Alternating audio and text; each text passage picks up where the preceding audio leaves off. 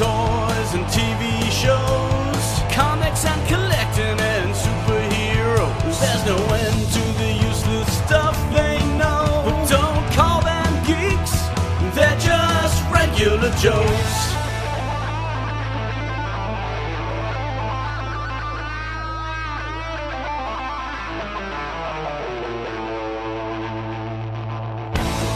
Welcome to the Regular Joe's podcast. I'm Dave Pisani.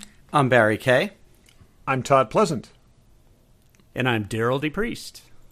Hey, Derryl. Hey, Daryl's back. See, Todd, Hey. you don't get to say "and" again. That's it. I passed off the end. So, Hey, guys. Daryl, thank you. Daryl joins us from a new undisclosed location. Yes. Different than where he used to be.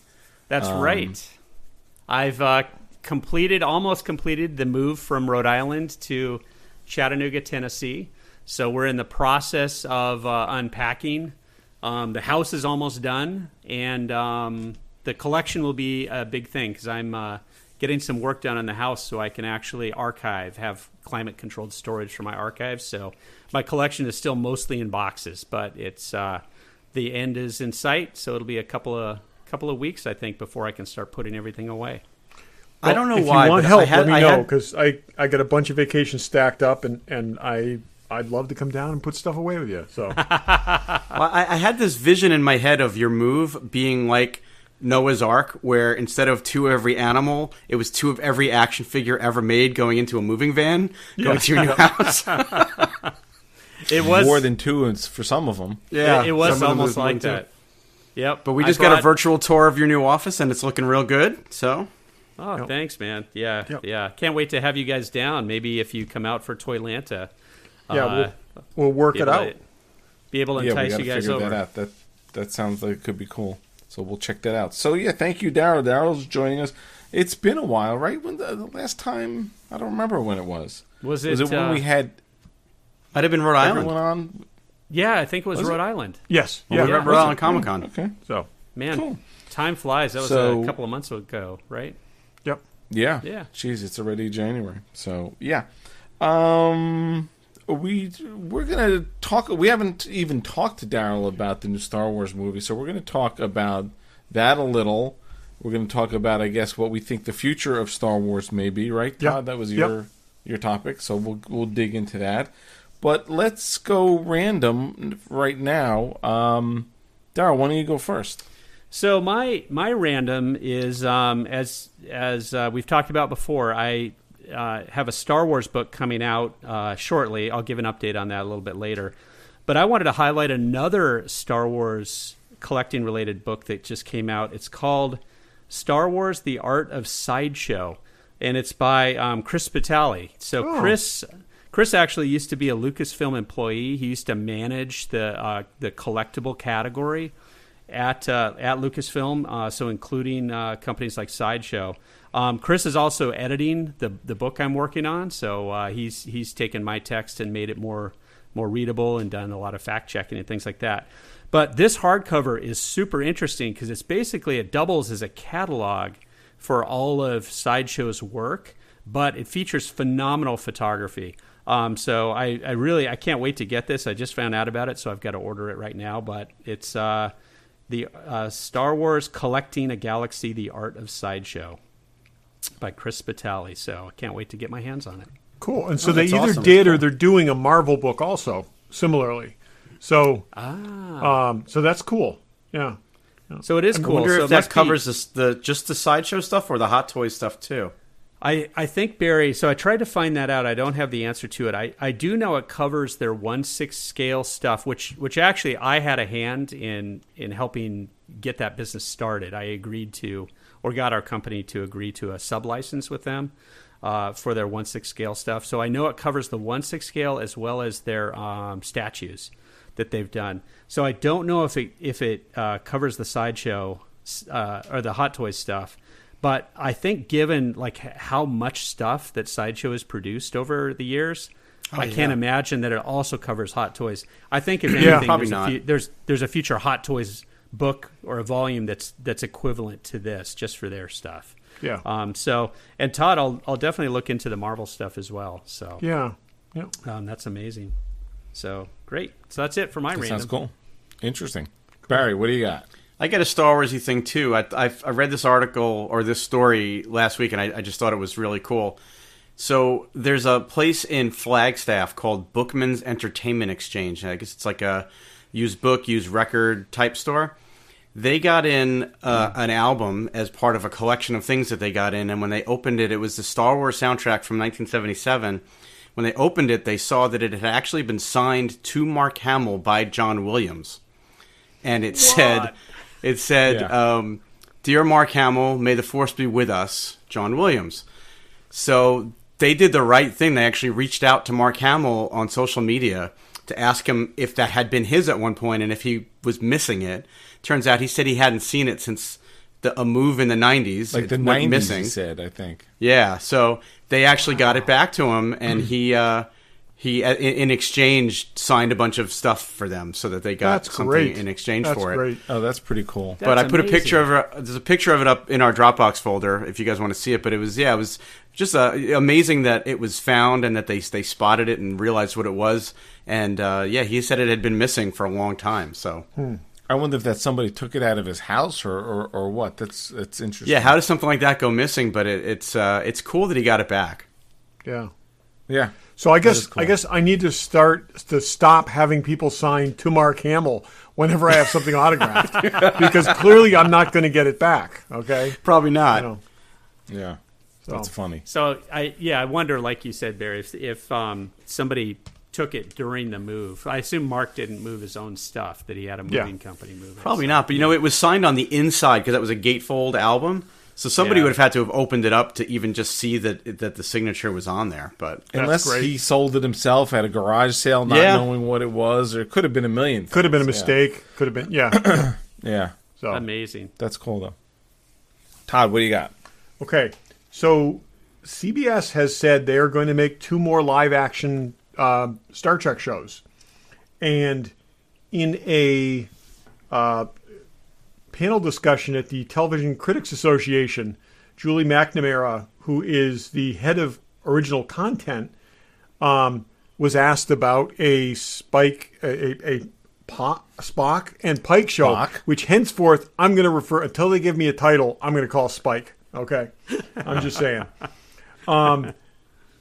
She said, we definitely heard fans are excited about the notion of that. We've heard them loud and clear. We also thought it was incredible chemistry, and it's among one of the many things we're talking about. This idea is certainly one of them. I think, and I'm going to say this now because it's January, I think before the year is out, they'll announce that show. I don't think we'll see it this year, but I think before the year is out, they're going to announce that show. I will also tell I you, hope so. I don't think the Section 31 show will ever happen. Yeah, I think that Giorgio show is Yep. yesterday's news. Yep. That's I don't think that's ever going to happen, but I do think they know what they've got there, and I'd be very both happy to see it and disappointed not to. But so, anyways, it's the henceforth it's going to be the Spike series until they come up with a better title. So, yeah, so. Star Discovery comes back. Do we have? Is there a date? For They have not told us a Discovery yet, or date. No. Sometime Pi- after Pike. Picard is all we know, right? Picard comes out in a week or so. Next week, I think it comes out. They're having all the premieres. I mean, it'd be smart to space out Discovery for, later on. I and bet then I July. guess the animated. I bet we're going to see it this animated shows coming this year too, right? Yeah. The Below Decks. Yep. Last year we got So- Discovery back in what, February? January, February, right? Yeah. Did any of you watch the short trek that was dropped last week? I did not. Okay, I'm behind so that's on got to those. tie into Picard. So I'm kind of holding that to right before Picard. But Is it there's definitely animated or is it a live action? it's live action. It's Okay. called Children No, of Mars, and it's at haven't seen it. Utopia Planitia where the ships are built. So I'm going to watch that right before, or within maybe a day before. So Oh, okay. So- Well, and they did not that. I guess this is a random. They did renew Picard for a second season already. yes, yep. And we had speculated that Patrick Stewart may just do a season and move on, but it sounds like there's obviously a lot of excitement over this, and they're already doing a second season. So that's interesting. Sounds good. Dave, what do you got? On that, so hold on that. Do you remember when you heard that Picard was filming? Because I'm just trying to figure out when they would, how long the production time is for these episodes, and when they pretty much have to make a decision, a green light decision on a second year to have some kind of momentum, going. They announced Picard last fall, so 15 months ago or so. Yeah. Something so like that. How many episodes is it? 10 or 8? Something like that. Which is why, like I said, I bet you they're pretty close to having season 2. I bet they kept filming. They could have done. Those shows are probably, my guess is, an 8-day shoot. As more than a week. Yeah, it could be. It's not like it's a ton of time. I mean, you could shoot all those things in 2 months, right? Yeah. And I think, but I also think it's their 3 months. advantage to keep filming. So they're probably like, I would bet. I mean, they don't have units doing Discovery while they're doing Picard. I bet it's the same. They're doing one at a time. But I bet they're taking a little time off and then going to the next one, then taking some time off. And again, I'd be really surprised if we don't hear about this year. But I also would put money on that other one doesn't happen. So I think for most of these, they've already made the green light decision well in advance of the time they release it publicly. Yeah. Right. Just to keep keep the momentum. For sure. Yeah, well, and especially on these non-ad supported networks, they're not basing it on ratings. They're really basing it on needing to have things in the pipeline to keep feeding the fan base. So right. So I'm wondering if it's more of the stars, willing to do it. Yeah, in this Ethan instance. Peck is just signed up for a movie. He's in a movie that I didn't recognize the title of, was with an ensemble cast. So they're gonna have to work around that if they do it. Again, I doubt we'll see this before like maybe the summer of 2021, but still knowing it's in the pipeline would be very cool. And Barry, what's get interesting, started on that and model. we all agree that we all enjoyed the last season of Discovery, but maybe not as much as we liked the bits and pieces that had the TOS cast in it. So it just feels like hopefully this next season of Discovery is just way more exciting than the previous one, but it feels like you would have thought they would have wanted to get that out sooner. Yeah, I also think they don't want to walk all over Discovery. So I would be very surprised if we, again, I think we'll have a date for Discovery. We'll have some previews for Discovery and stuff like that before they announce that. I don't think they want people thinking sure. what I'd really like to see is this before that show is, I know, but it's too There's late no- for that. There's It's plenty queued of up. out of the room bag. for all three. I mean, it's not a lot on CBS All Access right now. I would bet you that before Picard is over, we're going to be seeing trailers for this season of Discovery. No doubt. More I'm sure. stuff. Anyways, we've seen some stuff, but we'll see more stuff, and we'll have a firm date. So, they know it's their bread and butter. So, yep. I read an article, and I guess this is something that's been kicked around a lot, but now they're saying it's more serious. There's the potential for them to reboot or redo or continue Firefly. They just said the head of Fox Entertainment is very interested in it, and in this day and age of rebooting things, there's all kinds of stuff. Magnum and Lethal Weapon, Everything, and all these things that could be interesting. But they would have to do some recasting, wouldn't they? So, I wonder if rebooting it isn't a better option. So that's the question. Is it a sequel, or is it a follow-up, or is it a reboot? Okay? Because my feeling is a limited series, because I from all the talk we've heard, that whole cast would be into doing it. I think they would. And the other thing, and while it could be difficult to, Would they be willing to do it at a discounted rate? Because some of them have gotten more expensive than they were at the time they made that original series. Well, I don't think. I think there's enough affinity for that you would do. Now, if you did, like, you get Mal back and with maybe one other person, and then you get a new crew, and then one by one you get the other people in as cameos, they could work that too. There's a lot of Adam things they could do Baldwin with been it. doing, really? Because Yeah, the idea is, Adam like, Baldwin. I mean, when you think about it, it's got to be, just by their physical appearances, it's got to be 15 years later. The idea that they're all still hanging out together would be kind of absurd. But I think if they come together for a reason, you know, I already want to start writing this. But it's again, time has got to have passed. Yeah, I just don't think doing Firefly with different people is not what people are looking for. Again, though, you agree. keep the same. If you're doing it in the same universe, you keep the same people. You cycle some other people in. Think of the concept of like Star Trek Phase 2, where they were going to use, some of the original cast and then bring some other people who were in. dead. Yeah, but In you know real what? life and- That's a point. Is A, Wash is dead, but B, if you do the original cast, you're probably looking at a limited series. If they Right. do it with a new cast, they could do seasons. And I'm saying I think it would be a mistake to recast, okay? But I think you could remove new characters. You could add new characters in. So, Yeah, I don't know what's this guy on, the Rookie now? yeah, Nathan Fillion, is that getting renewed? I don't know. yep, Enora's not. What's she doing? I don't know. She Gotham's over. yeah. Summer Glau's not Again, though, anywhere. she's probably moved on. She's probably doing something else.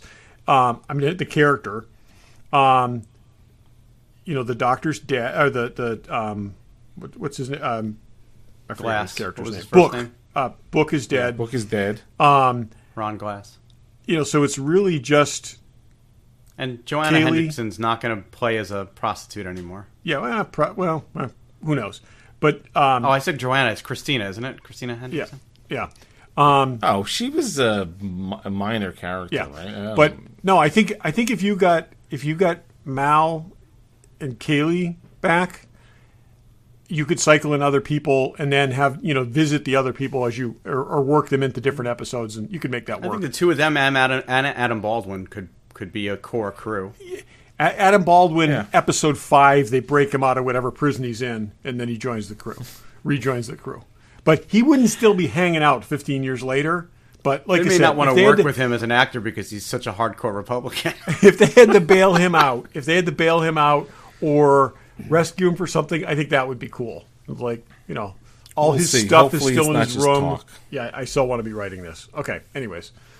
But Anyway, I do think a small series is better than, a long extended series. I think, if anything, TV has shown us that you can do really high quality things with a small, in a small number of episodes rather than. Yep. And you could do kinda- just excruciatingly boring things with 22 episodes. Exactly. Yeah, and the thing is, they just can't. They got to do something a little different. They can't just hit the same thing again. It's got to be, like I said, they did good. Like, some of the my favorite stories were like kind of heist things and stuff like that. If they got to get the band back together to pull off some kind of job or something, or rescue somebody or something like that, that would be cool. And the recruitment phase of that is delicious, right? 'Cause Oh, it always is. It's you have just many those- episode, right? Yep. Oh, it's just great. Yeah. Okay. So Jane is in prison somewhere, and they need to get they need to get Zoe to get him. Yeah. Oh yeah. This is coming together. So The Seven Samurai, Magnificent Seven. absolutely. Exactly. Oh my God. Yes. Yep. All right, any more random while we're at it? I'll take that as a no. You know what else is awesome? Fanboy Collectibles. Check them out. I don't even know what the number means, but there is a Hot Toys Iron Man Mark XLVII. Yes. there's a an story about important that thing one. to Numbers know. Okay. If you want the Iron Man from the first Spider-Man film, okay, do not go on eBay and pay $1,200 to $2,000, as if you look at sale prices, people have done. Okay, Wow. Hot Toys is reoffering that, which I got to say, They've been watching this market, and when stuff starts going for crazy money, they've reissued it, which I think is really smart of them. Well, this one's a die cast. Was the original die cast? The original was as well? This is a straight reissue of the same figure. Okay, even released with the same description. I checked, and which is great because I wanted this, and I think they grossly undermade this. But every once in a while, you'll see a used one sell for $700, but for the most part, they go for over $1,000. Well, there you go. That's up for pre-order right now. Yeah. So if you wanted that figure, check I it have out. already There you checked go. that box. So Oh boy, of course. It may be time for. I've held off on Hot Toys. Let me tell you, especially since I don't have a job. yeah. Well, But you want to know what's good for you, Daryl? Pops. They're inexpensive. There's a ton of them. They have all There's That's right. it's a Kotobuki Pops is are a nice alternative to Hot Toys figures. another level up. The Kotobuki is a great price Kodus, point. I They're gotta awesome. say, you could put together a really nice collection of Kodus. Those are nice looking figures. And you know where you do that? Fanboy Collectibles. Check those guys out, fanboycollectibles.com. Check them out online. Check them out at their store in Newtown, Connecticut. Tell them the Regular Joe sent you. We were in a commercial. I know we could go on and on about our own purchasing habits, but Oh, okay, I forgot that. yeah. Okay, I guess we're doing what we're calling Joe's Choice. You could do what's on your workbench. You could do a flashlight thing. You could do a show and tell. You could do what's the thing with the shirt. You could do Shirt up. Shirt up. It's been Shirt so up. long You since could we did do- these segments, you don't remember their names anymore. Yeah, you could do a what's the other one? What's in the box? Could you do a Desert Island DVD? Yes, Oh, you could. wow. You could totally Done that do a one. Desert Island DVD. Oh man, that's deep. That's You know what I want to do? Season while 1 we're- of the Regular Joes. while we're on here, I cut in the little bumpers for the things when we edit this, and we have the Brad Pitt "What's in the Box."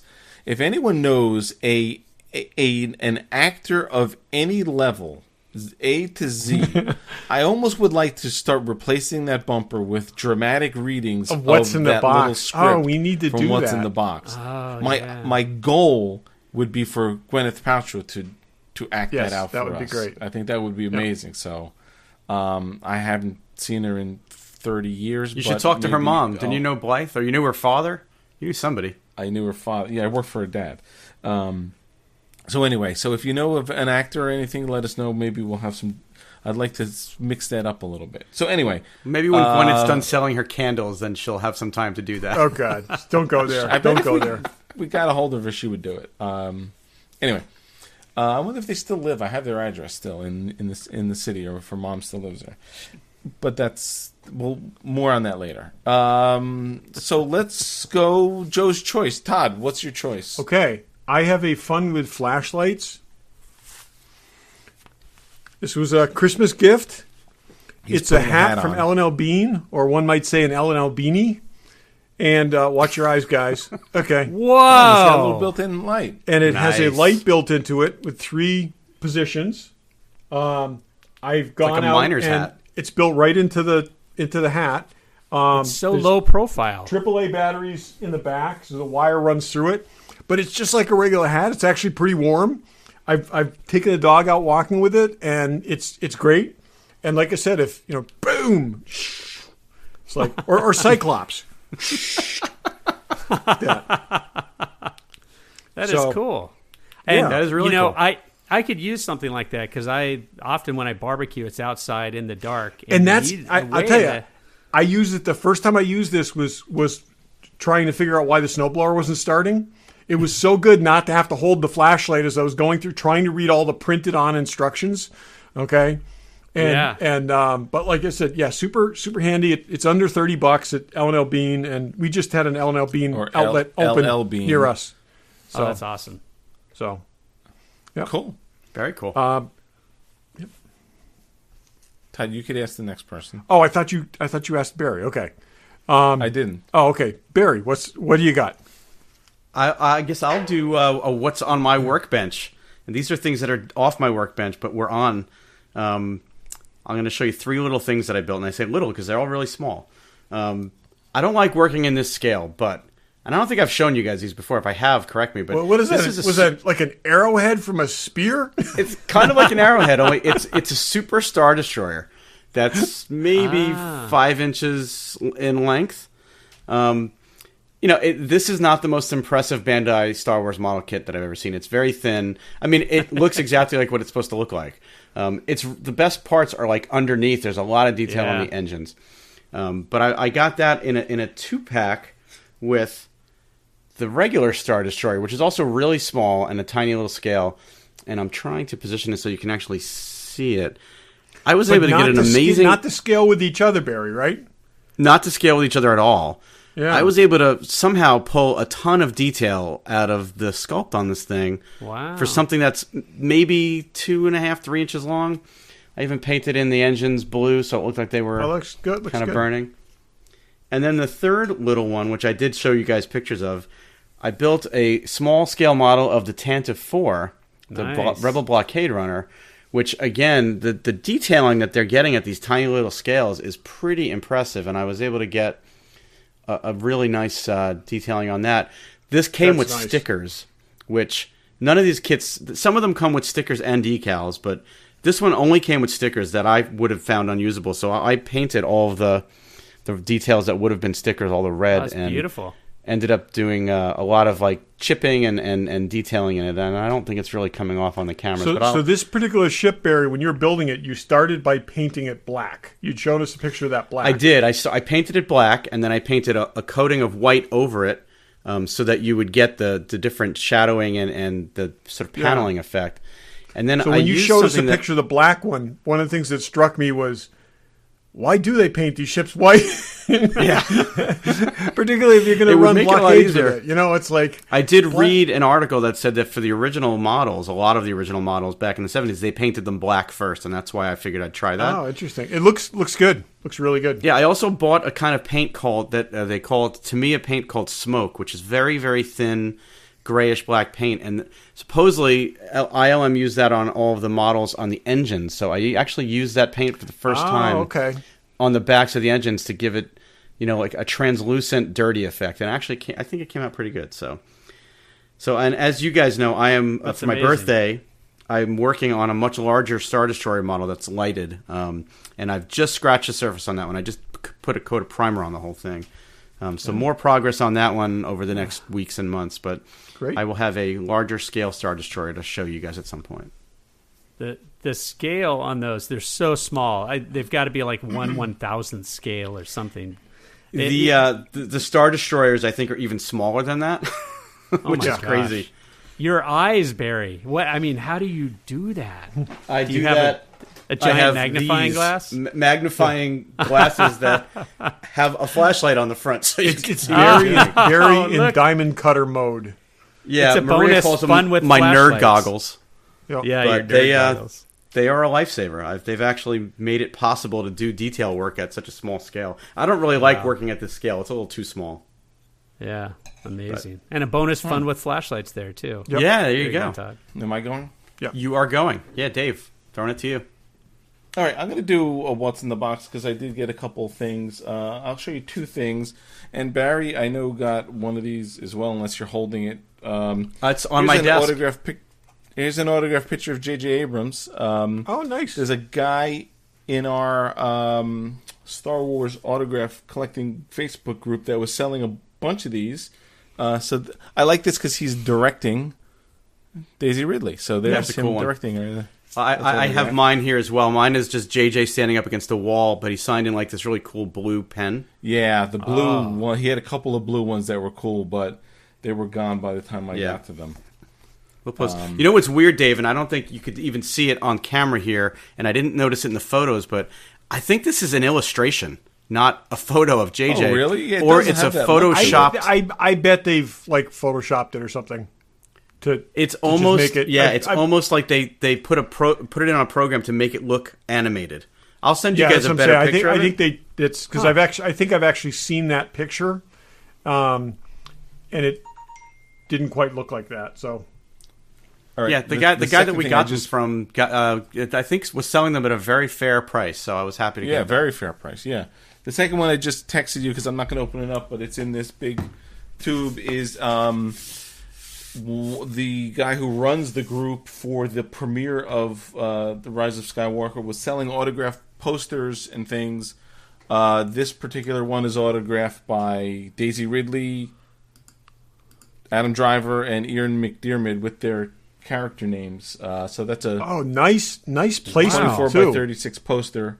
That's great. I'm gonna put up. Yeah, he does a lot of that kind of stuff, and it wasn't cheap, but for what it is, it was definitely reasonably priced. So Yeah, And these are all bona fide autographs? Yeah. Does he go around to shows to get them all he in quantity? gets them in person. This guy in sets person. up.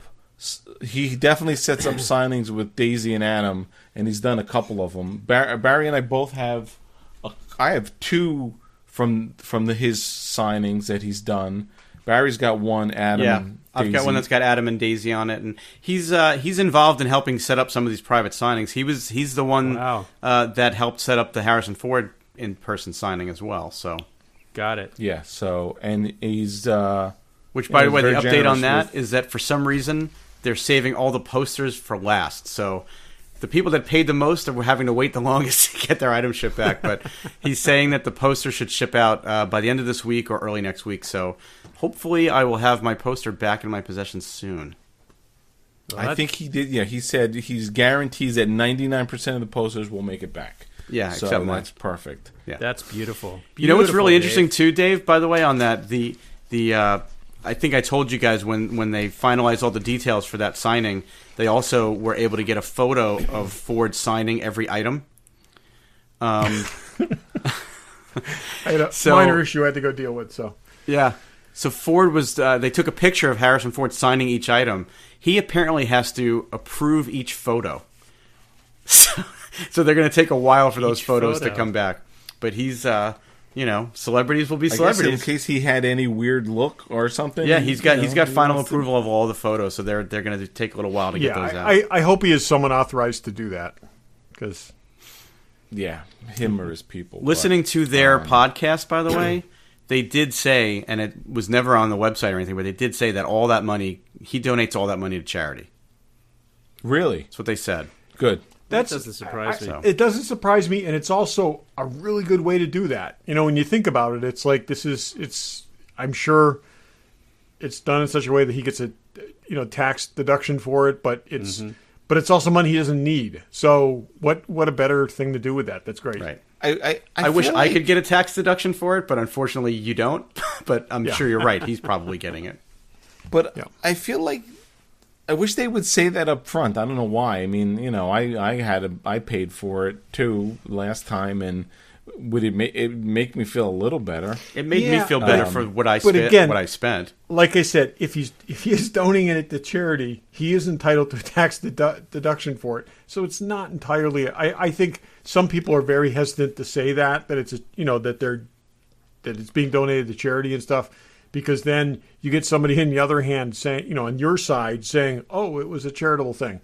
You got to be really careful But, with you how know, you when you phrase it. really- And I'm sure everybody along the way is getting paid a little bit, and then whatever's left is what's getting donated. His Yeah. piece of it is It's- getting donated to charity. It's like people going sure to an that auction. there's a lot of that, money there. that benefits a nonprofit, and buying something, and trying to write off the entire cost of the thing they bought, which happens a lot. So How many autographs do you think he's doing? I mean, when you Couple it's hundred. not couple hundred. I bet it's more than that.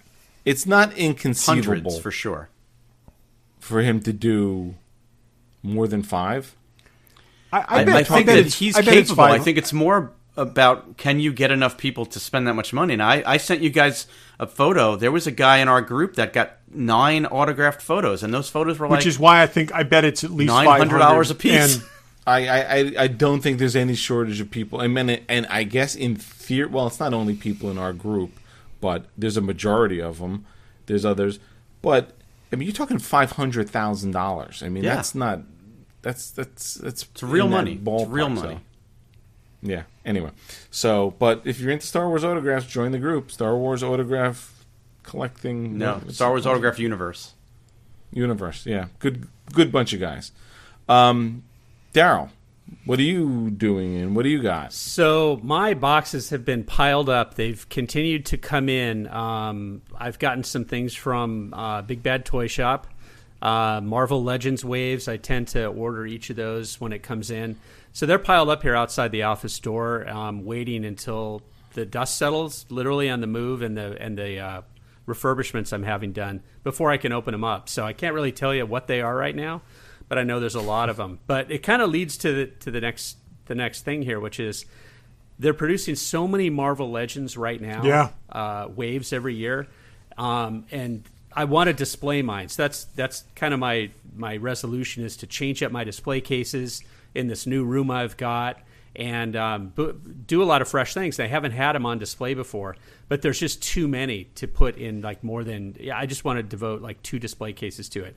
So I'm going to start cherry picking and going through all the Marvel Legends. Todd, this is what you can come down and help me with. Yes. And put up 2 great display cases, maybe like 1 good guys and 1 bad guys. It'll look great.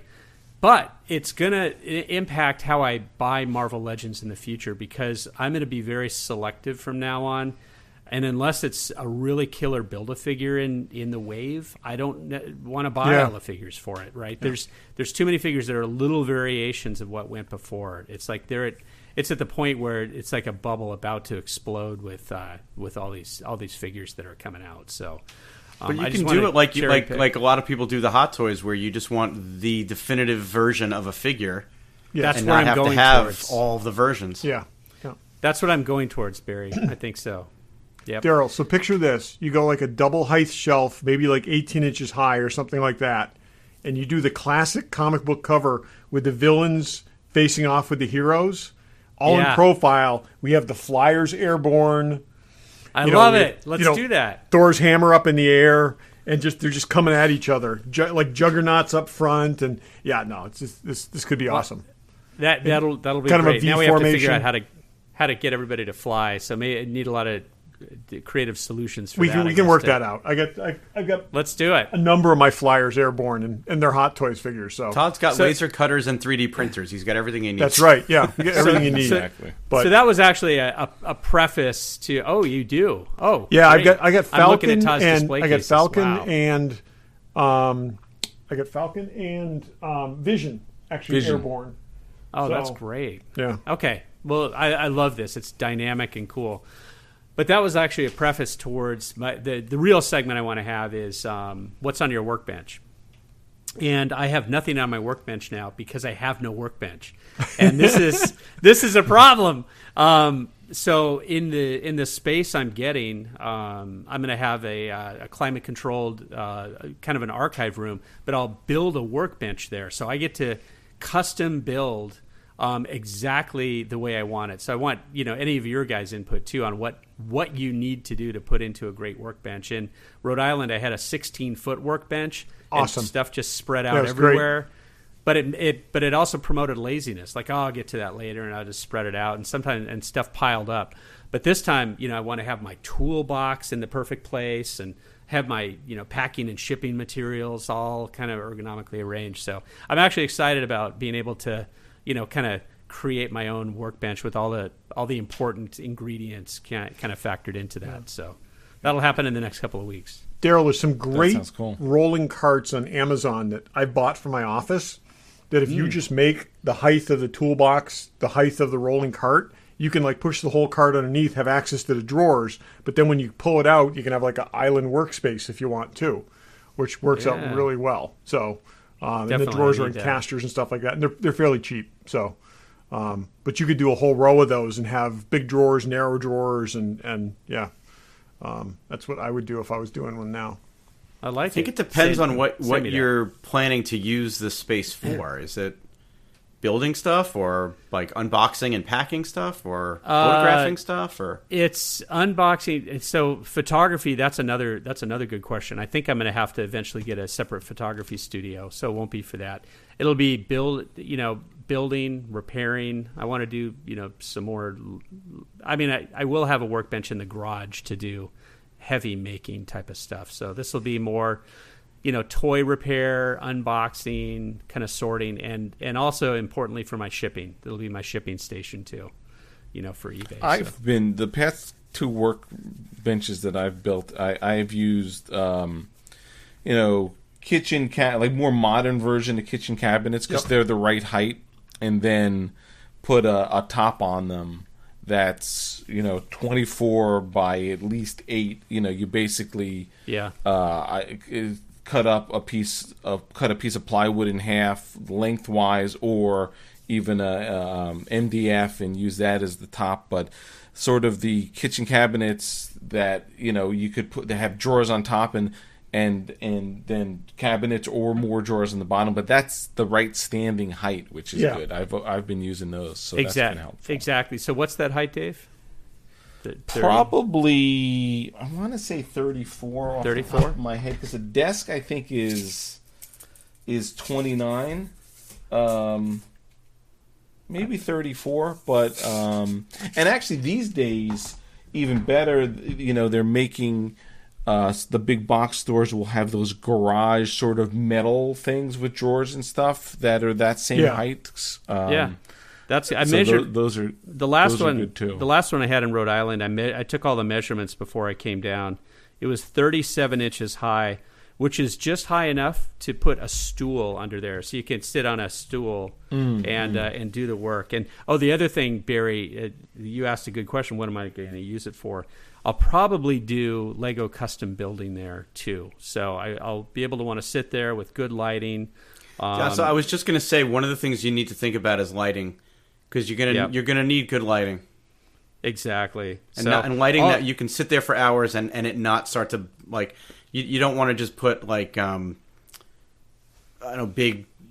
Sometimes those big garage lights are okay, but if it depends on, are they going to hurt your eyes after a while? The incandescent stuff. So anyway, so that's my special segment is what's the workbench going to be? Cool. That's awesome. Yep, that's great. I envy that. Okie dokie. All right, so Todd, why don't you lead us off on what your topic was? Okay, so what I was thinking is as they move forward, I mean, we have a good idea what Disney is going to do with Star Wars on TV moving forward. Every 15 minutes or so, somebody puts out an article with no real information about what the next movies are going to be. And so I was thinking, before they announce anything hard and fast, I saw a thing today again. Ryan Johnson's now talking about making a Star Wars film again. Before they actually announce something solid, I was wondering what you guys think they should do next, and maybe will do next or should do next, and what ideas you might have. I have my own ideas that have kind of been percolating in my head. I think to start off with, I would definitely say they need distance from this whole saga. They need to either go forward or go backwards, and they need to leave the essential plot of this, this arc, certainly the first 3 films and the last 3 films, completely off the table. They need to do something completely different. They have a great universe to play with. They need to have the courage to let go of the characters that they've been leaning on. The other thing to that, and I think, and you guys may disagree, but I think most of the controversy in Star Wars revolves around people's perception of existing characters. And if you can take out that's not Han Solo, or Luke Skywalker wouldn't do that, or since when was Leia Mary Poppins, all these things, if you can take the characters that people have associations with out of the mix, you've got a free road to tell whatever story you want to. And that's kind of my jumping off point. But I think, and if this was Kevin Feige and there was a master plan, which I don't think there is, but to me, and I said this a little bit the last time, I mean, the legacy characters are all dead really now, right? Leia and Luke and Han are all gone. The Emperor, everyone's gone. But I feel like, they've sort of built up these new characters, if you're really the core of them being, Rey, Finn, and Poe. And I don't think they've yet had their own story. And I'm not personally, I don't feel like I'm done with them as long as they go, if we don't have to blow up a big planet killer. But I think, Finn's definitely got some kind of force. And I did equate it to, James Bond. They've just sort of been through their paces to now be fully what they should be. She's fully a Jedi. Poe's the head of the rebels. Finn is still on his journey, but I'd like to explore that. I like those characters, and I don't think they're sort of a movie. And to me, they weren't held back, but we're now we've transitioned from them being the junior characters to the legacy characters, and now they're fully out on their own. So that's what I'd like to see them explore. And it doesn't have to be another trilogy, a movie or two, and then see where it goes. But I think financially that hinges on this. They just crossed the $1 billion mark. Is that enough? I don't know. Yeah. The thing that I think, the reason I would think against that is, where did they go story-wise? I think they put themselves in the same trap they did at the end of Return of the Jedi, where the Empire is now defeated, the First Order is now defeated, Palpatine is now defeated. They've got to establish another big baddie in order to move forward. Otherwise, it's just a day in the life. Well, but no, and I agree with that. And I do think that big bad, the big bad doesn't need to be an all-powerful being that rules, the galaxy. There can be some type of, whether it be a singular villain or there could be a problem in the galaxy that they have to go deal with. It doesn't necessarily have to be a singular one big bad villain. But to echo what you were saying, Barry, that's a big army. That's a TV level problem. That's not a movie level problem. No, I don't know about that. It depends on what it is. I just don't think that you build these characters up to this point and then just abandon them. I agree. Oh, I don't think it's abandoning them. I think they can have had a essentially happy ending. Again, you can move forward with them, but you've got to find a reason to. But with Rey, they have the equivalent of a Disney princess in Rey. They're not just going to throw that away. That's the equivalent of a Disney princess for Star Wars. But she's a hero that boys and girls alike. Yeah, but they the said end of it's the the end of the Skywalker saga, Skywalker and she saga. just took that name. And she's a Skywalker. She's a Skywalker. Well, but she's not a real Skywalker. She's just taken on that name. No. And listen, the end of the Skywalker saga was a marketing ploy anyway. Let's face it. I don't think they're done, and I don't think they're done with these characters. So the other thing is, these three characters are more fully developed than the legacy characters ever were. No offense, and I love Han Solo, but that is a Finn character. There's way more to a Finn than him, as a fully fleshed out character to me. Wow, I don't think I agree with that. I think Finn is for what's on the screen, an analog to to Han Solo. I think, or they're trying to make him that. Yep. I'm not saying Poe. I think Poe's we have. I'm saying no, but I'm checking Poe off the list. I think they're pretty well. Yeah, there's more to Finn, but you could still describe that character in a paragraph very easily. Everything you know about him, and there's not. I don't think there's. I think he's an interesting character and he's compelling, but I don't think we've seen any real depth to that character. You feel an affinity. I think that he's very approachable. I think they did a great job, and I think JJ had an inspiration in taking him being a stormtrooper, and but I don't think there's been like a tremendous growth cycle with him. I don't think, other than he can make new friends in each movie, we've seen anything really to that character. I think, like I said, if they There can wasn't make a lot of something with room the for three you of to them, see all of that in this story because there were so many characters they needed to do service this is with, what I'm I saying. think. If they can do Yeah, something that's- with the three of exactly. them, it's going to depend on what they're coming up against. Because I'm not even sure it needs to be three of them in equal parts. I think you can make it a story that revolves around Rey that Poe and Finn are a part of. I think that she's clearly the hero of this story. And I'm with you. I don't think we need to plan out trilogies. I think we can make a movie, and if that movie's really good, then maybe we can plan a sequel to it. I don't Okay. think we need to have this big arc where she's the gonna fight some crazy huge enemy that they're planning out a 3-movie arc for. Would you watch a Poe and Finn buddy movie? You're You know, Barry, I would Barry will watch anything. Watch just about anything. Yeah, of course you would. No, I'm just saying, but I'm trying to think Star of Wars, is look at it. I'm watching No. Resistance, for God's sakes. I think, to me, if it's going to be these characters, it needs to be the three of them. They need to go. I'm not sure what that journey is, and you want it. When you get down to Star Wars or anything else for that matter, it's good versus evil. What's the next evil? And is there an interesting way to bring that evil about? And it's a big freaking galaxy. It doesn't need to be an evil who's a Sith or a dark side Force user. It can be something else. And yet, in 9 films, they haven't been able to do that. And that's where, Well, like I said, But they weren't trying to do that in 9 films. They were trying to tell this story.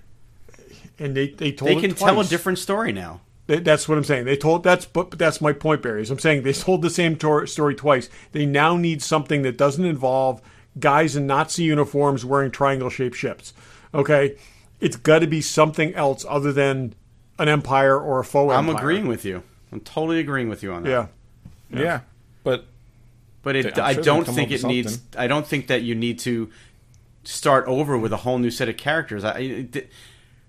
Maybe I'm being a little cynical and jaded about the way the movie industry works, and not thinking entirely about what I really would like to see. But you don't build up that kind of IP and then put it on the shelf, especially And when you've yeah. built theme parks based around that. They've invested so much in that, but that's aesthetic why and that. that's why you also don't chip away at it. I think They've learned some hard for them lessons to over go the last back in 5 time years. and do Knights of the Old Republic, it's not going to happen. They're not going to do that. That So I'd rather I- see as a you TV save show that stuff than a for movie. television. I don't want them to go backwards. We've seen what happens when people go backwards, because you're still bound in by what happens in the future, in Star Right. Wars. Well, and look at what recently happened with Game of Thrones. They planned to go backwards, and now they rethought that so. and decided not to. Well, they're still going backwards. They're just going. It's a different. But they're not going backwards. as far back, and they're telling stories about people that we've met, and which I really would rather not see them do. Yeah, Going backwards So, and telling I backstory. think, unlike Star Wars, I think Game of Thrones, you're done. Move on to something else. I don't So think we need to see any more of that. So if you think about it kind of through the C-suite, almost the C-suite lens here, there's a war room at Lucasfilm, right? And they're mapping out what the horizon is and the future. The success of this film finally hitting the $1 billion mark. I mean, critically, I don't even know what the latest critical reviews are, but audiences seem to appreciate this film, right? And they like the conclusion generally that the saga reached. That's very freeing for everybody. There's like a weight off their shoulder at Lucasfilm. They've made billions. They paid down a lot of the acquisition price for this. Granted, they have invested massively in theme parks that I don't know, theme park lands that I don't know if they've really gotten the traffic yet. But that's for another reason, another discussion. But so they've clearly got an investment, but they don't have to go in thinking about trilogies. I mean, you hit the nail on the head, Barry, right there. And I think that's exactly what they've done, is that they've said, let's not put ourselves into, build up these ridiculous expectations. I believe that in that war room, they're talking about character development, because to your point, Todd, that's exactly all the criticism and all the slings and arrows that they've had to endure is precisely because of the way they treated the characters and made choices that longtime fans didn't agree with. Everything is off the table now. It's a complete clean slate. But I believe one thing that they need to do, they recognize they need to do, is build characters that people care about. And The Mandalorian, shows that you can take lesser known facets of the universe and build very compelling stories around this. That you can be set in Star Wars. You don't need to have a lot of reference points, to really get an audience to endear you to characters. But the question is, are they, what does it take to build $1 billion film, with very few characters that you're familiar with, right? So that's the kind of choice they're at, and I bet that they're following kind of more of the Marvel playbook, which is start to build a stable of characters that eventually you can bring together. Don't think about big epic trilogies that by necessity have to have this giant bad guy that you're working against, because that clearly doesn't work. So I do believe that they're plotting a new course, and we're going to see as much as I love Rogue One, and I really do love Rogue One, and I really like Solo, not as much as Rogue One, but I like it. I don't want to see them go in and try to fill in these little stories between things we already know, and I would much rather see them go forward, build, and whether it's with these new characters or with some of these new characters or whatever, start to blaze new trails, and then maybe they can bring in some of that stuff. And I like what Mandalorian's doing, because while that did go back in the past, it's not trying to fill in a hole and tell us a story of what happened to Han Solo before A New Hope, or what happened, how did they get the Death Star plans. Like, it's just it's like the camera panned this way and they're showing you another part of the universe, and that I'm okay with. I really don't think that they're going to do well by going in. And I mean, I say that, but at the same time, we're going to be getting an Obi-Wan show that tells us what happened in between those movies, and I'm actually really looking forward to that. So, I don't know. I think the Solo thing was just bad timing, bad marketing, and you don't do a movie about Han Solo right after the movie where you killed Han Solo, but I don't know. I think they definitely left crumbs with certainly Finn. Is he a force? Is he now met these other former stormtroopers? There's something going on there. Poe's got a questionable past, maybe. So they've dangled these things. I mean, Poe is now the general of the Resistance, or whatever we're calling this, the New Republic. Hey, maybe. Maybe. So now that the war's over, you don't need him anymore. It's I like, think we do where's need all those stormtroopers? See, that's the thing, though. Is the war over? And I think this is where they screwed up the last time, and at the end, and they gave us the impression that it was done. Okay, after Endor, everything's great again. Okay, now at the end of this one, if they had made this the first big win of the battle against the First Order, okay, and the tide is turned, or now that all these people have come into the fray and they're ready to join the fight and left there, they could then, we could get a couple more quote unquote war movies like Rebels kind of like Rogue One kind of thing. We were left with the impression that they've had the big win again, and now it's like, what do you do afterwards? It's like, do we have everyone goes home movie?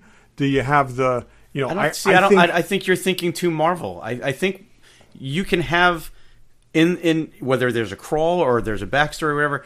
So the Empire, the First Order, has been defeated. Now, off in the distance somewhere, off camera, they're rebuilding, a new government, and they're stabilizing the whole galaxy. Meanwhile, there's this other threat on the other corner of the galaxy, and Rey and Finn are going to deal with that while the New Republic establishes itself. It doesn't even have to be central to the plot of the movie.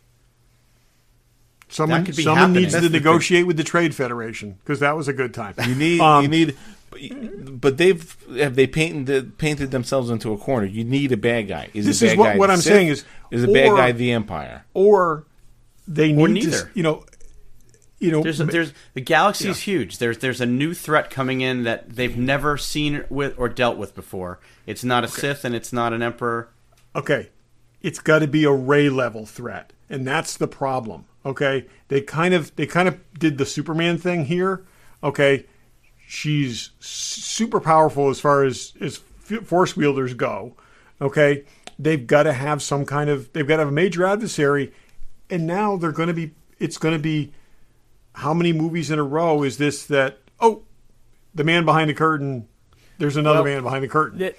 So an interesting, twist would be an adversary that unites the fractions of the galaxy, so they have to fight together. So so eventually, or maybe instead of an adversary, maybe it's a race against time to get somewhere or get something that they need to save somebody, or it doesn't necessarily have to be. What if the new Republic gets stood up and it's Mon Mothra Jr., whoever the hell that is in and then all of a sudden they're putting all the stormtroopers on trial for war crimes. Finn gets sucked into that. Yeah, no, see, that's the kind of thing. So I think it's what if the good guys are the bad guys that they got to deal with? Politics didn't work well for them in the prequels.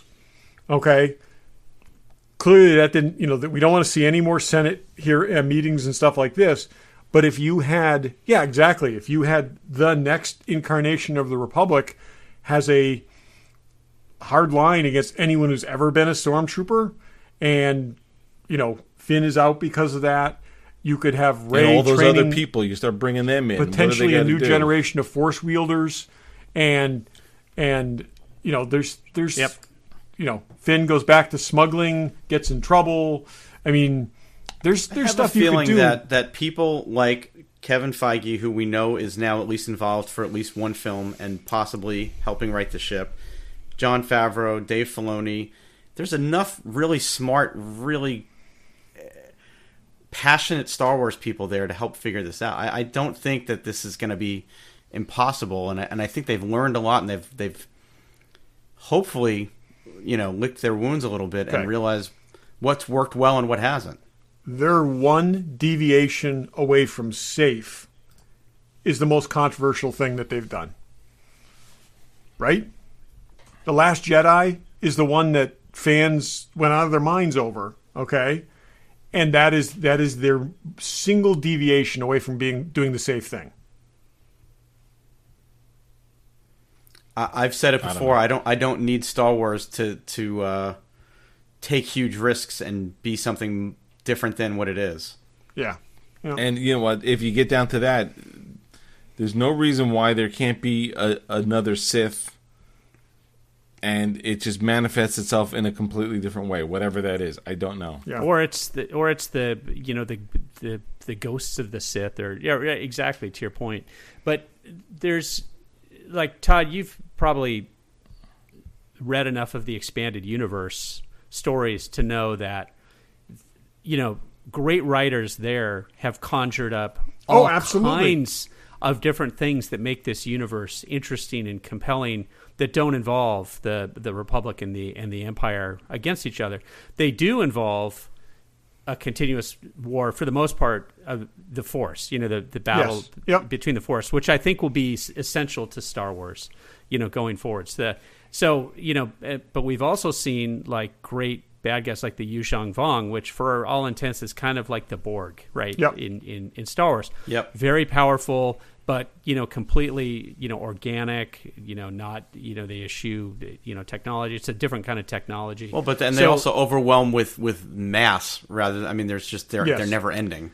Yeah, they're never ending, and they have this unique control ability, so they assimilate people to their cause. It's a very interesting form of zombieism, right? Yep. Kind of in a way, and which is another traditional like comic universe kind of scourge is turn everybody into zombies or undead or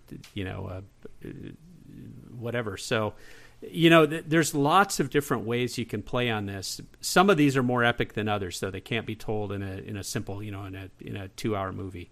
I almost wonder if maybe we wouldn't be better off like telling a smaller story first, setting this new series of movies on a course, and then if it goes well, then you bring in something that maybe has to bridge from one movie to the next because it's too big. And I think that's what Kevin Feige is bringing to this. It's a long-term thinking and character building leading up to that. And that's simple to say because he was the one of the co-architects of the Marvel universe of doing things. So, it's easy to think that we're going to get the same kind of approach played out in Star Wars, but the relief valve of not having to think about the next big trilogy it helps them focus back in the right direction. Yeah. It also feels like they started this out trying to do what they thought the Marvel model was, which was, saga film, standalone film, saga film, standalone, and I think they finally realized that the release schedule isn't the Marvel, special sauce. They don't have as many. It's the planning that's the Marvel special sauce. What they also didn't get is every Marvel character introduced has a connection with an existing character, has volumes of backstory that all they have to do is kind of shape it and taper it so that it fits, so it doesn't hugely contradict the character that we know. So they don't need to spend they don't need to spend the introduction time. So the problem is we've kind of learned who these people are on the run, as opposed to having those singular movies addressing who they are. They'd actually have to do the reverse now and break the characters out and profile the characters. That's right. And I think that'd be tough to do. It'd be That's very right. tough to do Avengers the point I'm and then making, do which the I Cap think- movie and then do Iron Man and then do, it's hard to go from the big thing to the small thing. No, I agree, but I think the point that I'm trying to make is that they started out doing what they thought was Marvel, which was about the frequency of release, when what Marvel really was a well planned out and well thought out, approach to making these films, which resulted in that release schedule. And they skipped that planning part and went right to, we're going to put out a movie every other year until we get to a movie every year and then a movie twice a year. And they were just thinking about it and how do we churn it out fast rather than planning it out. Right. And you know what, though? Yep. That may not be possible to have more than one franchise doing that at a time. People may, because the other thing with the Marvel films, and this is the genius of this, is you can skip the characters you don't care about. Okay? You know everything from a Marvel trailer that you need to know to understand when you see that character in the film if you didn't see their film. It's planned that way. So if you don't know anything about Ant-Man, if you've never seen an Ant-Man film, but you see a film with Ant-Man in it as a secondary or tertiary character, okay, a supporting character, you know enough about that character from the trailers that you can figure out what his role is. Yeah, but this isn't as broad. I mean, you've really got 3 main characters. You don't have a dozen. And there's no reason why, if you look at, if we think of the big movies, Avengers, Civil War, and then Infinity Wars, Avenger, a big, bad, almost relatively unknown problem. They could do something like that. They've done the Endgame. They've done the Thanos thing already. So, the Emperor Thanos, they've done that.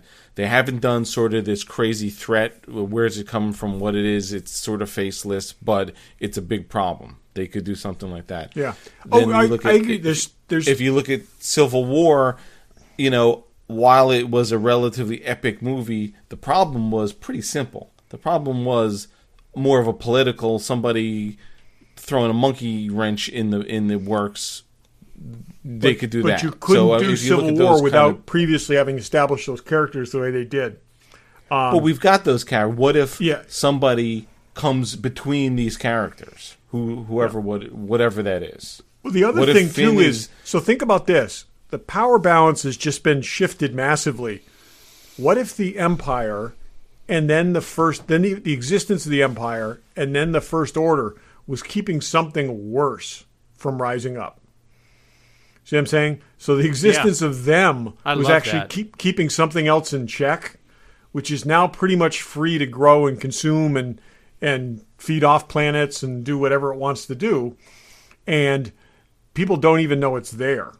Until what if it was also like a Civil War thing? Go back to the Finn thing. The resist or the Alliance or whoever they are, they rise up and they're very like, wait a second, anyone who was a stormtrooper is a war criminal. Right. Then the stormtrooper faction rises up, and now you basically have 2 sets of bad guys going. Finn's on this side, Rey's on this side. Those guys are going to clash in some big way. Yeah. That's different and doesn't have a big bad, but it's more of a political yet still. And now he's got the Force and she's got the Force, and some internal thing could be interesting. Yeah, no, it could be. It could. They've just got to do something unlike anything. It's Star Wars is as much fantasy as it is sci-fi. Okay, and they could lean into that a little. They could lean into the mysticism a little bit. They could, they could do that kind of thing and be different than just a whole bunch of big gray ships.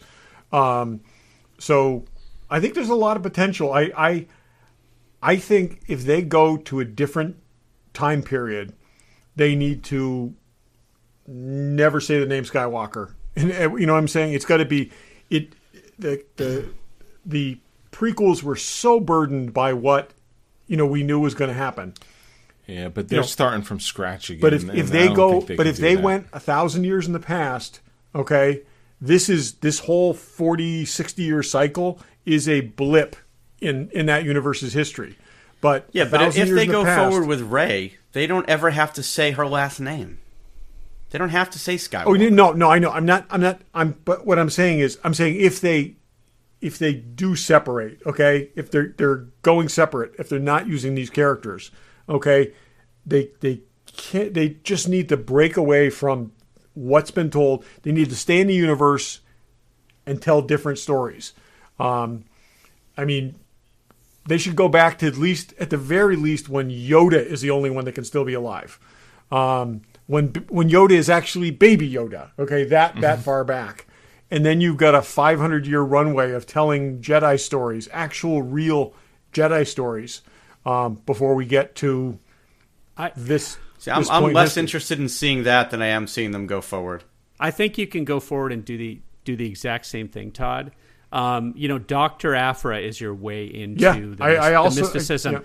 And all kinds of mystery. I mean, the fact that we have, the Sith and the Jedi that have existed for thousands of years, that's not probably the only mystical forces out there in the galaxy, some of which have been harnessed or some of which have lain dormant or been locked away or been beaten in the past. And to your point, I love what you said, like by removing what you think is a bad guy, you could actually remove Well, the other thing is protection from what they'd been keeping at bay. You take the Republic and the Empire out of the equation, okay?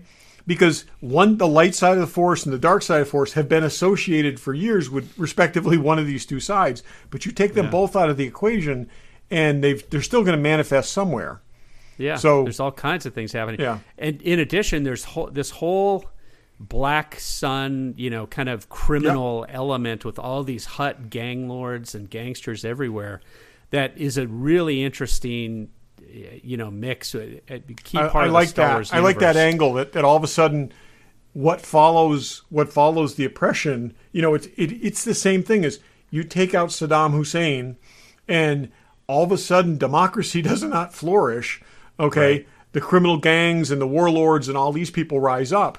There could be a lot to keep these people busy if we wanted to stay with these characters. I also hope that they don't, but that they at least consider not using all the characters that they have unless they have a role for them, because we've seen too much shoehorning in where it was trying to, okay, let's do this to keep this person busy and this to keep that person busy. It should be, there should be something that comes up that brings them together or separates them. As we said, I love the idea of Finn being an outlaw because Finn and Poe having to go basically do the Han Solo route because, Finn is a marked man because he was once a stormtrooper. You know what? While I wouldn't mind seeing some of that, and then I like the underworld aspect, but there's also, I think I could be very happy and I could get comfortable with, this did bring peace to the known galaxy, but there are threats coming from the unknown reaches of the galaxy, and maybe we don't have to see this galaxy or these planets or these groups of people suffering through, hey, just because you kill the Emperor doesn't mean that it's it's still lawless and it's still, a horrible, place. And every time they turn around, somebody's trying to, I'd be okay with it. You know what? It took 9 movies, but they finally defeated the Sith. And now there's peace and prosperity, but there's some other challenge that they've got to deal with. I'd be okay with that. Yeah. the question It's is, just a happy comedy. Yeah, everybody. it's a buddy movie. so the question is, how That's much okay. does That's what Lucasfilm- Star Wars was. That's what the original Star Wars was. It was a group of people working together to defeat, we didn't know that there were, at the time we saw that, we didn't know it was a galactic, on that scale. We just knew it was, there was this bad guy and he built this really evil weapon and they needed to destroy it. That was all it was. Oh, I think it was pretty. I think when you say empire, it's pretty clear. There's a collective of bad guys. That it's not just, you're not just beating the one guy in the dark suit. No, I get that, but it they didn't build it out into as big as it was until after that first movie. Oh, absolutely. Fairly self-contained. This in was that the movie. first we were supposed to get from that movie, that this was the first blow in a greater battle. Okay, and I think that's what The problem is, twice now they've got us to the point where the perception is that battle's done, and that's hard to do other than to reset and say, oh, wait a minute, there's more bad guys. So, yeah, I hope they come up with something good. I would love to see them do something good with these three characters. I just, I think that this is, I said before, I think this is a missed opportunity because so much of this movie was making up for the direction of the last movie. And I don't mean director. I'm saying the direction it was allowed to take. I think this was just a lot of reset. Can we take a minute, because we still haven't heard from Daryl what he thought of The Rise of Skywalker. Yeah. I did not like it as much as you guys did. Yeah. Really? Yep. I thought that overall it was a satisfying conclusion to the main character saga. But as far as the movie goes, I thought the first 40% of it was a mess. It was too fast. And I was talking, so I went to see it with my son Wyatt, and we were talking about it for pretty much the whole night after and the next day. And I challenged him. I said, "Can you name or tell me the locations of the planets in order of that first third act?" He says, "No, it was all over the place." And I said, "That is different from every Star Wars film that has come before. There weren't even the traditional wipes from scene to scene that we had before. 7 planetary sites and then a couple on ship ones. It was a frenetic mess, and what it didn't have is the romance that I really love and have always, that made the galaxy far, far away so special. There were glimpses of that. Yep. So I'm quibbling here with, I guess, Dave, what would you call it? The technical aspects maybe of how this film was put together, or the direction. It was kind of a mess. I had trouble gaining traction. Then it stabilized. Like the last half of the film, I thought was wonderful. It took us to some phenomenal locations. The Sith Temple was mind blowing. That was at the beginning, but I love that. So, but otherwise, it came together nicely. But as far as a Star Wars film, I didn't enjoy it. Watching it like the majority of Star Wars films I've liked in the past and really have you enjoyed. seen it So, more than once yet? It was a roller Daryl? coaster for sure. what's that? Have you seen it a second time yet? No. But I haven't seen any of the modern films a second time. I've only watched them once. Oh, that's interesting. Because So I did feel like the second time I watched it, at least I kind of had, I knew what to expect, so I was a little more relaxed, and I enjoyed it the first time I saw it, but I enjoyed it more the second viewing. I was more critical the second time. Yeah. And there's a lot of weird stuff I don't like Poe being made general of the Resistance. I'm like, boy, that's the last person I would have. Okay, but you know be what? General of the Resistance. Why? Honestly, they made freaking Lando Calrissian a general. It's like they'll make anybody that comes back for a mission who's not dead, they make a general in this freaking rebellion. They hand out generals like cough drops. It's just really, yeah. The life expectancy of a general is about 15 minutes. So yeah. Go stand in front. In one scene, I don't know if it's Poe. Poe calls Admiral Akbar's son Junior. Oh, does he?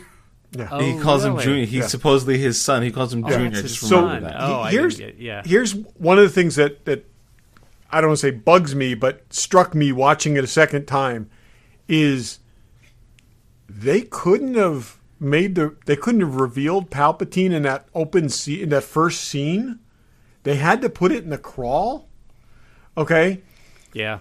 Why couldn't they have just said Rey is tracing down the source of whatever, trying to find who's behind Snoke, or Kylo Ren is trying to find who's behind Snoke, and then shock surprise, it's Palpatine. Oh, that would have been huge. New fans would not know who it is. That's what I'm saying, and that's what I think, because I think again these That's are not. why they had to do that. But did seeing it on the screen explain to those people who it was?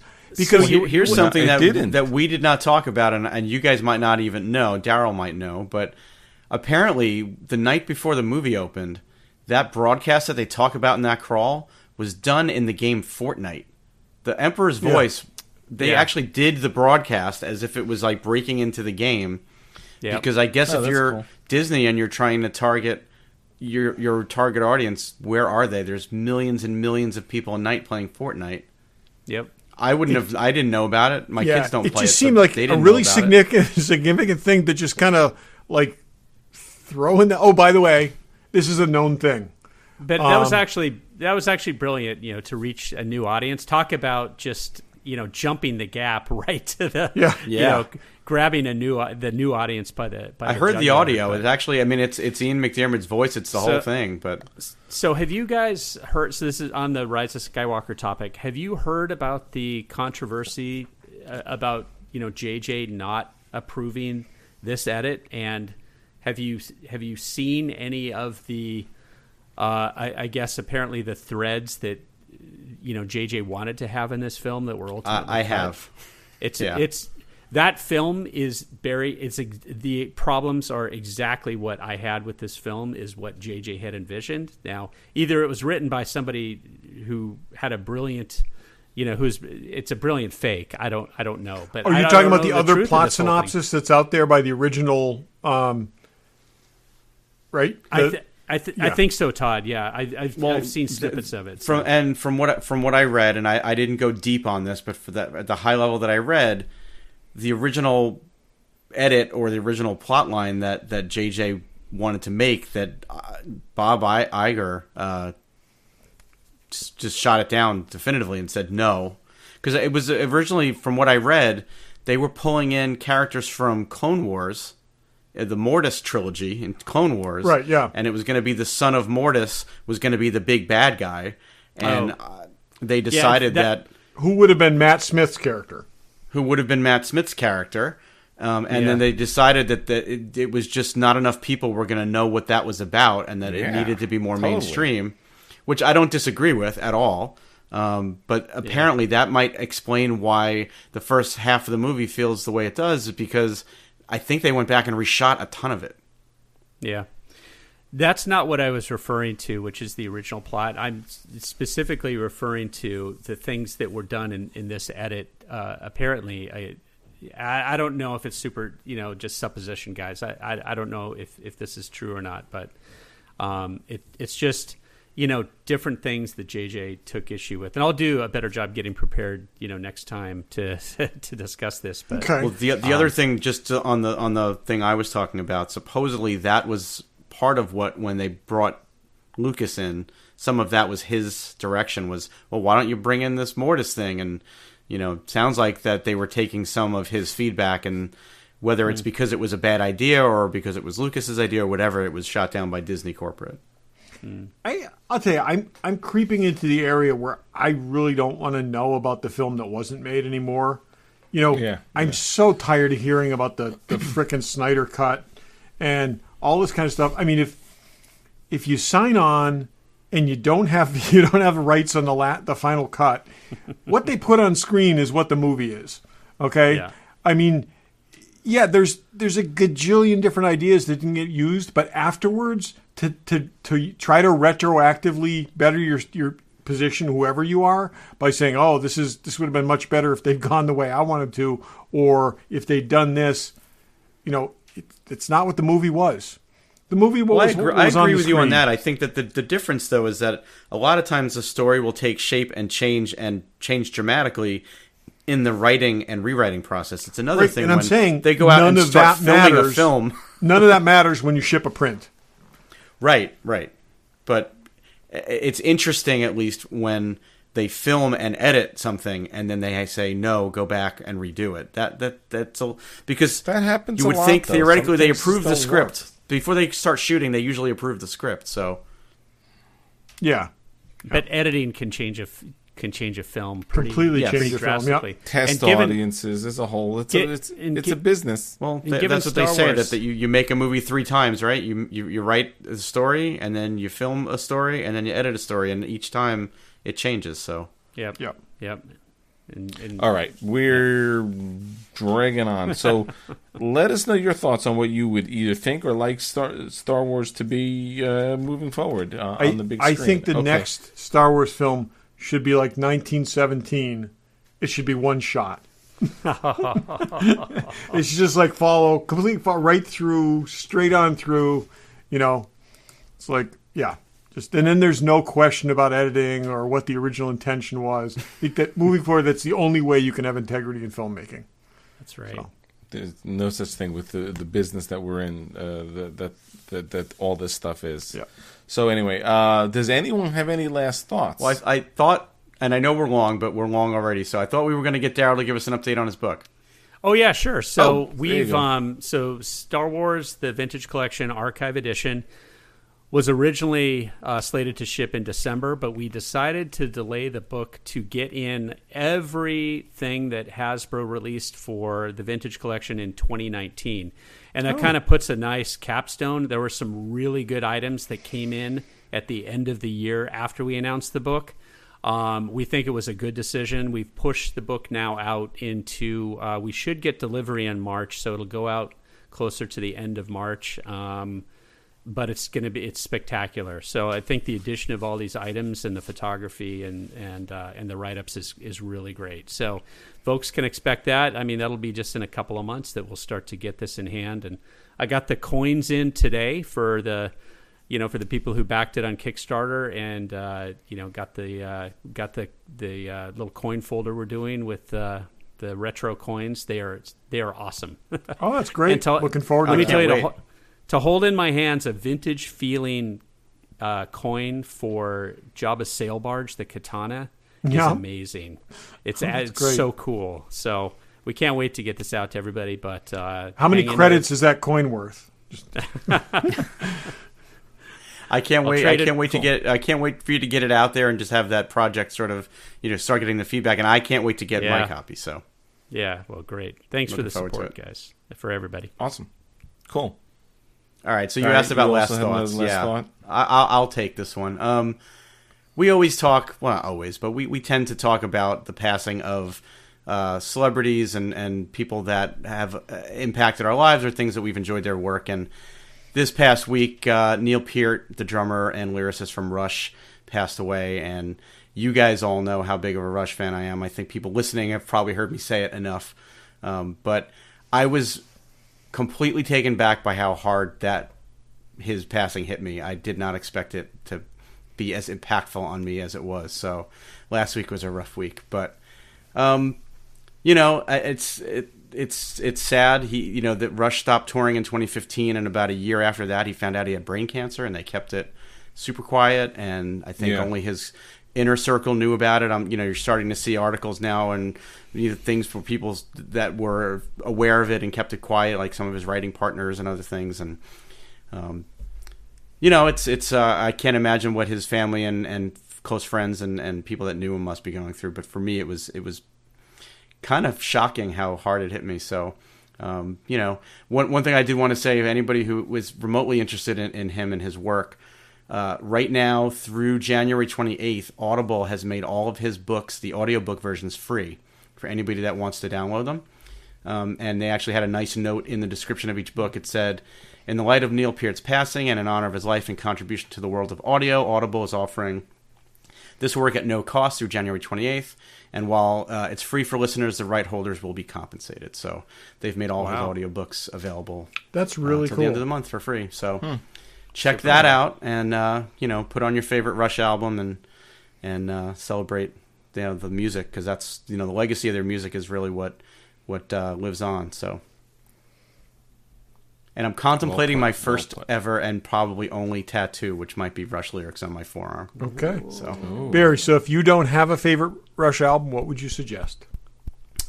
it's funny because before any of this happened, our friend Sean, who's from Canada, was texting with me maybe a month or two ago saying that he'd heard me talking about Rush and he doesn't really know their music that well. And I said, oh, is that why they kicked you out of Canada? And apparently it was. So I would say for people that don't know their music at all, start with Moving Pictures because it's kind of their quintessential classic album. While it's an awesome album, it's probably not my favorite one, but Moving Pictures Tends to is be the place- go-to, though. Yeah. Yeah, I think that's a good place for people to start. I think if you like that and want to go deeper, you can go back a few years and go to something like A Farewell to Kings or even 2112. And if you want to go forward a few years, Signals or Power Windows, great albums. Their last album, honestly, was one of the best they ever recorded, called Clockwork Angels, which is kind of a concept album. So, I think if you don't know anything about this band and you want to know, and obviously in addition to the music, the documentary Beyond the Lighted Stage is amazing. I was peripherally a fan, growing up in the 80s, and I saw that documentary however many, 5 or 6 years ago, and I left it on my TiVo. It's comprehensive as hell and really, really gives you a great flavor of that band. So sets I a high would bar for definitely check music that out. documentaries. Yeah, absolutely. And I was actually lucky enough. I went to the premiere of that in New York City. Yeah. Oh, It that's was cool. I had a very good friend and I met who Getty had- and Alex. had Rush. I never met Neil Peart, unfortunately, but I've met the other guys. He was a very private dude. Yeah. I had a very good friend who had Rush like in his veins, and so most of what I know from him. But it was just he had the same kind of love for it that you do. So Yeah. So, so go listen to some Rush. And thanks for listening. Thanks for listening. thanks for listening. Thanks for listening.